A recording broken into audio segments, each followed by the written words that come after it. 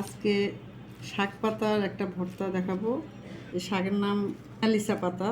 এটা দিয়ে চিংড়ি মাছ দিয়ে একটা ভর্তা দেখাবো। এটাকে সিদ্ধ করব। একটু মেলিসা পাতাটা ঢেলে নিয়েছি। এটা এখন আমি ভর্তাটা বানাবো। প্রথমে এটা ঢেলে নেব। চিংড়ি মাছটা দিয়ে দেবো। এটা হালকা ভেজে নিচ্ছে অনেক ভালোভাবে, শুকনো করে। পেঁয়াজ দেবো, দু চারটা রসুন কোয়া দেব, কাঁচামরিচ তেলে নিয়েছে যেটা।